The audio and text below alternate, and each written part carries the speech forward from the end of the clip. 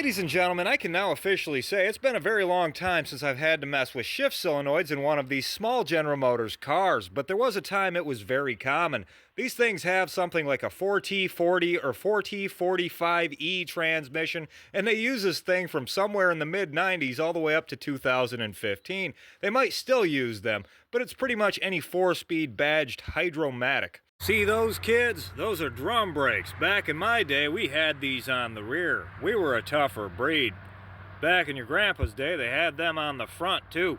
And before him, the real men just drug their feet. The guy before that simply didn't move. But the issue with this HHR is it will shift from first to second gear, but not from second to third gear. There's two identical shift solenoids inside of this transmission. They're both the exact same part number. And I don't know how they configured this. I don't know if it's the 1-2 shift solenoid and the 3-4 shift solenoid, or if it's the 1-2 shift solenoid and the 2-3 shift solenoid. I think it's the latter, but one of them's bad. We've dealt with this enough times to know that one of them's bad. The way this goes, we have to take the side of the transmission off. This will involve removing the fuse box, taking the strut and CV axle out of there, removing 2 engine mount bolts, raising the engine and transmission, and unbolting this cover, which you can sort of see the end of it right there. It's actually the whole side of the transmission that has to come off. Believe it or not, there was a time I absolutely hated this job, but now it's not so bad. Plus, I'm doing this one for family, so I like it a little bit more.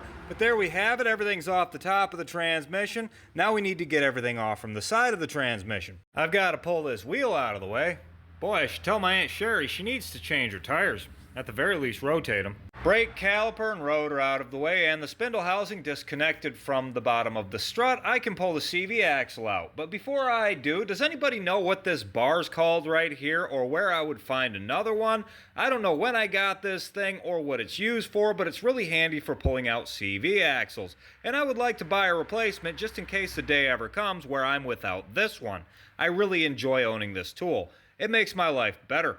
And there's the cover right there, almost ready to come out, but as you can see it needs to come up about 3 inches to clear that spline, and taking the transmission mount off just won't do it.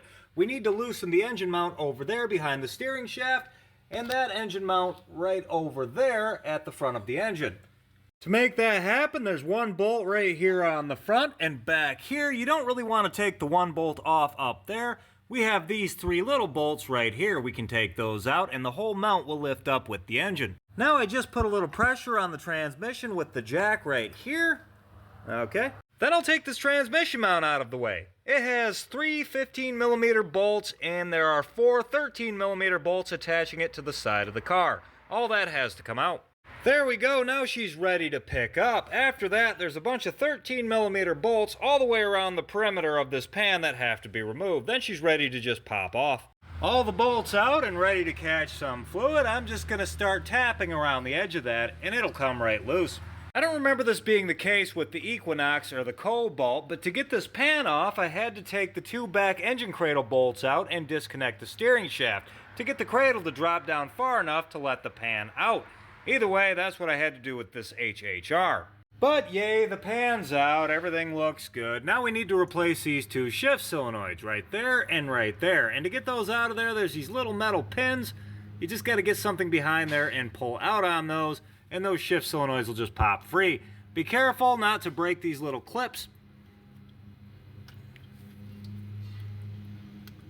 Pull those out gently, don't snap them off. You want your plug-ins to stay plugged in.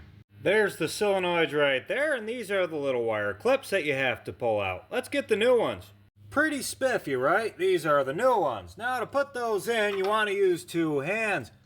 You put them in, nice and gentle, don't tear the steel. They got springs that push them back out, so you have to hold them in, and with the other hand, install the little clip. Lighting's not that good, but that's the job. Same thing with the bottom one.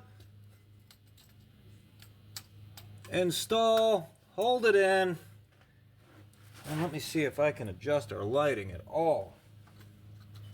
I guess I can't, but in, like that. And those are ready to go back together. That's all we had to do. Make sure you plug them in, make sure they snap. And we're done with this. The average price of those solenoids is around $20, and you wouldn't believe how many people throw their entire transmissions away over those solenoids, or worse yet, their entire car. It's always cheaper to fix a car than replace it, unless you're dealing with a diesel or an EV. But this car is definitely cheaper to fix than to replace.